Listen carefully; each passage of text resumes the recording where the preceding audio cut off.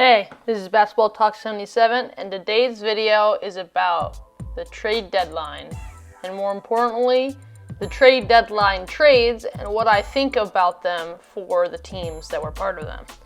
So, a few things happened in the trade deadline this year, although, as most predicted, it was a relatively quiet trade deadline. No major players, well, really, actually some major players were traded, but no one like a superstar like Giannis or James Harden was traded. By the way, video on James Harden with the Nets coming soon, as a response to my previous video about James Harden and the Nets. But and you can watch out for that. It'll probably come in a few weeks. Anyway, I think we should talk about the first trade, which is the Magic trading Aaron Gordon to the Nuggets. Now, the full trade was the Magic trading Aaron Gordon and Gary Clark for Gary Harris, RJ Hampton, and a few first-round picks in the future. Now, this is one of many trades that the Magic did in this trade deadline to tank, and essentially they're going to try to be bad for a rebuild because any of the top 3 to 4 picks would be, or really have, a good chance of being all-time great players. Cade Cunningham, Jalen Suggs, all these players are definitely very talented and have a good chance of being future stars in the league. Definitely a better draft than 2020, and so I think the Magic are trying to get a good chance at one of those players. So this is their first trade. They traded a good player like Aaron Gordon for picks, so it makes sense. This is an amazing trade for the Nuggets, in my opinion, because it fully completes their core. Before, they had Nikola Vucevic, Jamal Murray, and MPJ, along with Bol as an aspiring prospect, but pretty much everyone thought that they needed one or two, or probably just one more piece to be a full contender. And they have gotten that because Aaron Gordon is 25. So he fits the timeline because Jokic is like 26. Both Jamal Murray and MPJ are in their first or second or maybe third year, but they're all young, relatively young players. And so not only does Aaron Gordon fit their timeline, he also is that missing piece that everybody said the Nuggets needed, that one extra person. With him, the Nuggets could put out a starting lineup of MPJ at small forward, Jamal Murray at point guard, really anyone they want at shooting guard, at power forward, Aaron Gordon at center, Nikola Vucevic. And that's a great lineup. They already have the favorite for MVP. And at the moment they are at the 4th seed. And the best part is all their players are young, and Aaron Gordon, I think he would fit in. He's pretty good at defense, which is something the Nuggets need a little bit of. And I think, although he is a power forward, and so is Nikola Vucevic, I think he would work well with Nikola Vucevic, especially since Jokic is so good at passing. In a few years, this core will all be about 24 to 28, and when that happens, they're going to be in their prime with a few years of chemistry, and they're going to be a major contender in the league. I think if they can keep Aaron Gordon, if they have enough money for all these players, they pretty much have all they need for a future title run, and that's very important. That's the Nuggets Magic trade. But there are also other trades to talk about. Next trade, of course, is Heat trading for Victor Oladipo. Essentially, I don't really think this is a very good trade for the Rockets. I think they should have tried to get a little bit more assets. I mean, they got Kelly Olynyk and Avery Bradley, and that's okay, but how the Rockets have acted, they're not a contender. After losing, 21 games in a row, and barely having a chance.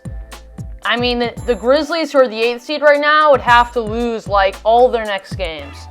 And the Rockets would have to win like all their next games. And so they should definitely be looking to try to rebuild at this point.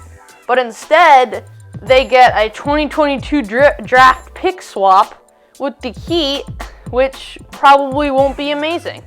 I mean, you're probably just going to keep your pick anyway. Like, what are the chances that in this year the Heat are just going to get so bad that their pick will actually be more valuable than the Rockets' pick this year? Very small. And so they give away Victor Oladipo. The Heat have plenty of very good young players. Tyler Hero, Kendrick Nunn, Bam Adebayo, although they obviously wouldn't trade him.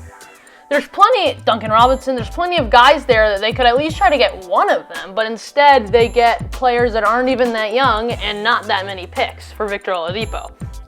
For the Heat, this is a great trade because they now have added yet another piece to their core, which keeps their good defensive mindset. It pretty much just improves the team while giving away a relatively worthless pick and a bunch of role players. Or not even a bunch, just two. So this is a great trade for the Heat, terrible trade for the Rockets. Our next deal is pretty, it's not a big deal. The deal is not a big deal. Evan Fournier was traded to the Celtics for 2 second-round picks and Jeff Teague, who will apparently be waived.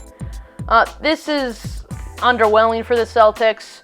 What I think they needed most was probably a good inside player, perhaps a point guard. Evan Fournier, he's a good shooter, but I don't think he has the amount of playmaking needed. Jeff Teague hasn't been very good this year, so he's not that much to give away.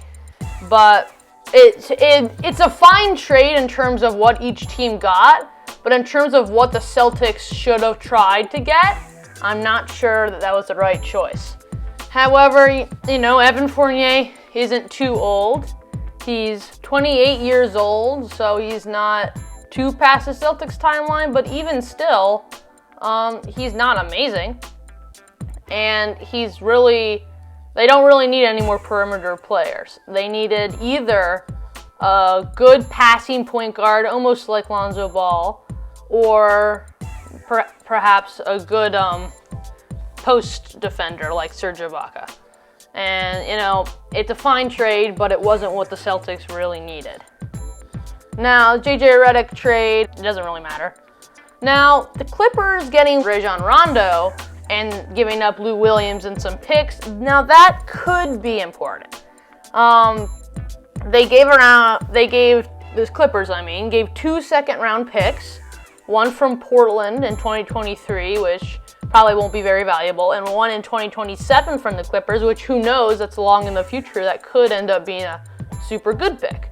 And also Lou Williams, which has been a player that's been a good off the bench, but has never been a good playoff scorer, is usually not clutch. And they got playoff Rondo. Honestly, in my opinion, I think this is a great trade. Whenever you watch the Clippers, they're not very good. They are good. But their main problems are they need a consistent ball handler, and most of all, they need some more playoff scoring and a reliable playoff veteran. And Rajon Rondo is both of those things. Playoff Rondo is a real thing that happens. He definitely does elevate his game for the playoffs. And he will be that ball handler, the final missing piece to the Clippers. And last year, they needed a good post defender, and they got Serge Ibaka. So now, I'm very happy to say that the Clippers are my favorite to come out of the West this year. Now, we need them to prove it to us by doing well against teams like the Lakers in the playoffs, but I think they have what it takes now that they have Rajon Rondo. And there's a few other minimal trades. Probably the 3-team trade with the Celtics, Wizards, and Bulls wasn't a big deal. Largest piece traded was like Daniel Tice or Troy Brown Jr. Doesn't really change anything major, so I won't talk about it too much. Same with the Warriors Wanamaker trade, and that trade, the Raptors trade for Terrence Davis, the Jazz getting Matt Thomas.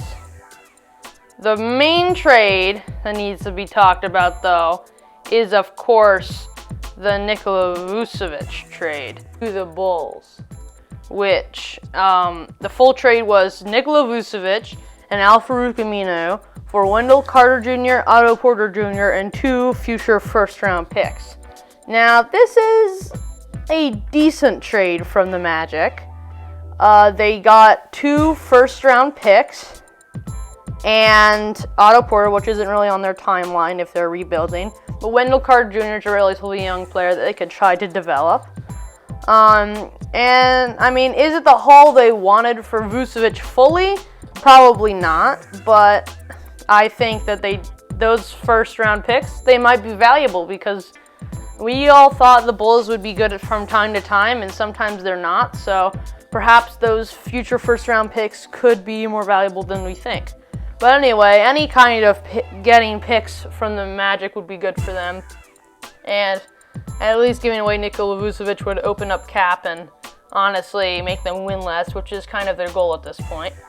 For the Bulls, I like this trade because Wendell Carter Jr. just wasn't working at the center position, and they needed, like the Celtics in my opinion, a good post player or a good center, a good big man to help them. And Nikola Vucevic is that.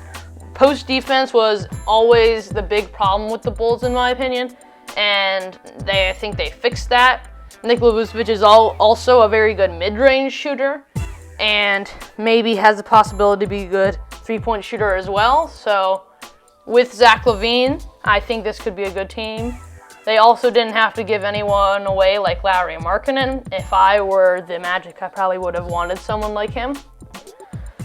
But those are the major trades. I guess we could talk about the Bucks trading for PJ Tucker. That's a good player for them to have. Good at three-point shooting, scrappy, and a veteran.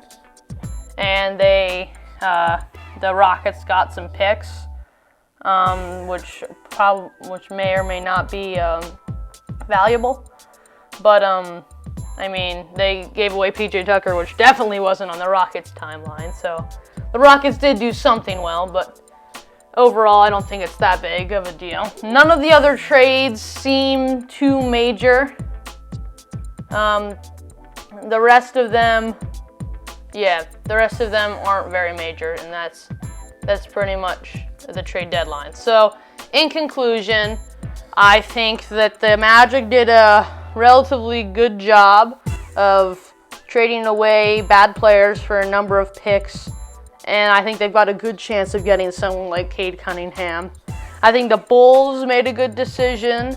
I think the Nuggets made an amazing decision. I think the rest of them, I think the Clippers did pretty well in fixing their final problems, and the rest of the teams didn't do anything major or didn't really do that well anyway, like Rockets, Celtics, etc. But yeah, that's what I think of the major trade deadline trades.